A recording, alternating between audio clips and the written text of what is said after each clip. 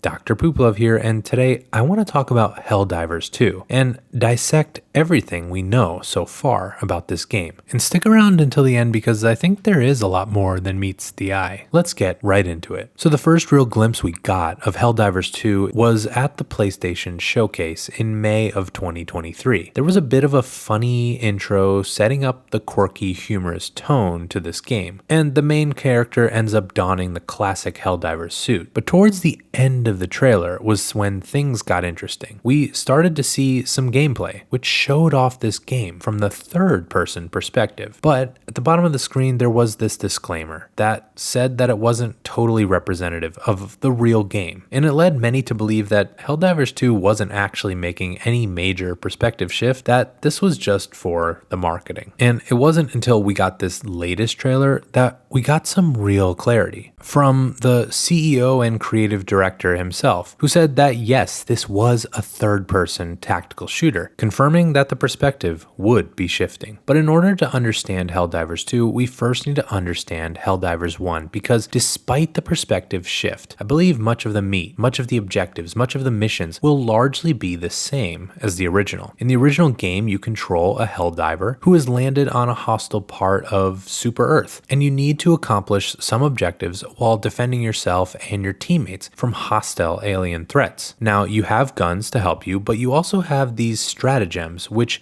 you can use to deploy additional resources to back you up. And you will need to work together as a team and be careful because death is easy and you can accidentally kill your own teammates. Now, once your objectives have been accomplished, you need to depart the area, which often leaves you defending yourself for a period of time while you wait for your airship to arrive to take you away. And so with this gameplay reveal, many of these elements seem to be present in Helldivers 2, at least from what we've seen. They revealed that stratagems are making a return, and they highlight what some of these stratagems are. There's the orbital precision strike, which seems to blow enemies sky high. There's the eagle airstrike, which sort of seems to do the same thing, but maybe it's more broad. You can also drop special weapons like a bazooka, and there is a Gatling sentry turret, which can really provide some extra additional firepower when you're in a pinch. They also confirm that just like the first game, death will be cheap. Friendly fire is turned on and dying to ridiculous things will be common. This provides an extra layer of strategy as you try to achieve your objective without hurting your friends. I'm not sure how they plan to handle griefers if you end up matchmaking, but I'm sure they have something to handle that. And so we can also probably assume that many of the objectives and many of the locales will be the same. Super Earth, of course, was used in the original and is referenced in the second. But of course, with the perspective shift comes some nice new components. Weapon handling and variety will likely be more stark, as you will have to now adjust the way you're playing to the weapon of your choosing. And they did show off a few different weapon types. There seems to be like an SMG, there seems to be a lot of automatic rifles, but even certain semi-automatic marksman type rifles. There's also some interesting guns that I saw in the mix here. There's this lightning current gun, there's a laser gun, and there's a flamethrower, which all look pretty cool. And there wasn't a ton of footage of this, but you can kind of make out that there will be some sort of a jetpack or a thrust pack in this game, which should provide some interesting new layers of verticality. Of course, something that was pretty limited in the first game. And also at the very end of this trailer, it looks like a robotic mech. Maybe you get to control a mech in this game. But what's also notable here is that you'll be able to choose your armor type and really be able to choose your playstyle. So far, they mentioned that you can play as a tank with beefier armor and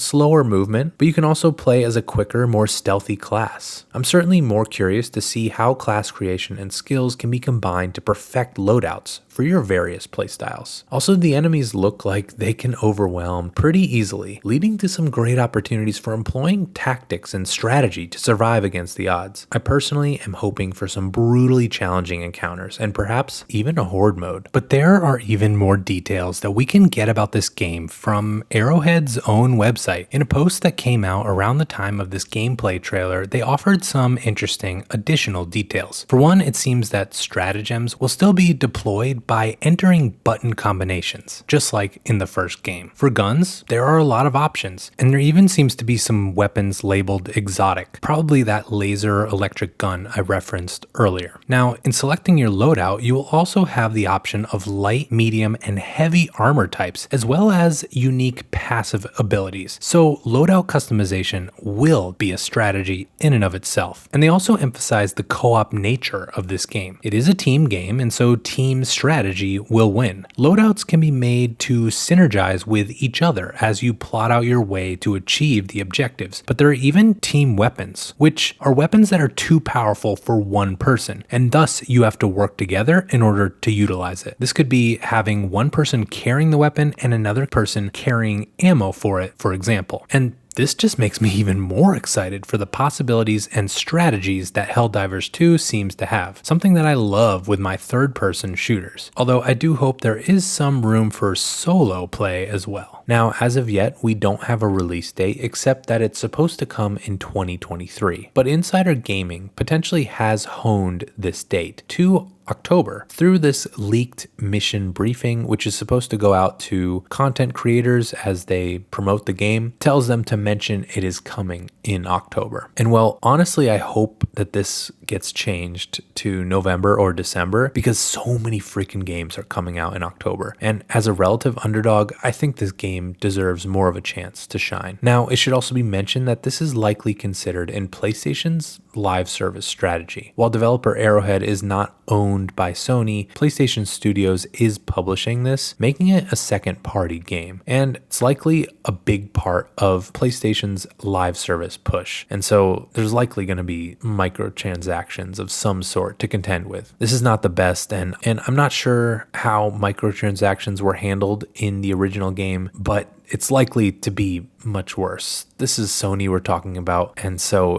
it's going to happen. We can only really hope that it isn't super egregious, and we don't really know at this point how bad microtransactions in PlayStation's live service games are going to be at this point, so we really just have to wait and see. But all in all, I am excited. This seems like a quality third-person shooter, something I've been looking for and quite honestly have been failing to find. And personally, if it does take off, I hope they add like a PvP type mode because I wouldn't mind facing off against other people as well. But we'll have to see, and we'll have to see if it even lives up to the hype at all. But in the meantime, if you do like third-person shooters, you should check this video out, which offers the latest information regarding another upcoming PlayStation live service game, the sequel to The Last of Us Factions, in development by Naughty Dog. You should check it out. But otherwise, so long, Pooper Troopers.